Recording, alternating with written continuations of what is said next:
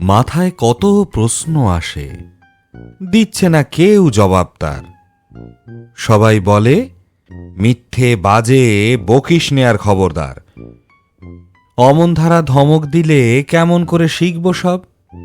বলবে সবাই মুখ্য ছেলে, বলবে আমায় গোগর্ধব। কেউ কি জানে দিনের বেলায় কোথায় পালায় ঘুমের ঘোর? বর্ষা হলেই ব্যাঙের গলায় কোত্থেকে হয় এমন জোর? গাধার কেন শিং থাকে না, হাতির কেন পালক নেই? গরম তেলে ফোড়ন দিলে লাফায় কেন তা ধেই ধেই? সোডার বোতল খুললে কেন ফসফসিয়ে রাগ করে? কেমন করে রাখবে টিকি মাথায় যাদের টাক পড়ে? ভূত যদি না থাকবে তবে কোত্থেকে হয় ভূতের ভয়? মাথায় যাদের গোল বেঁধেছে তাদের কেন পাগল কয়?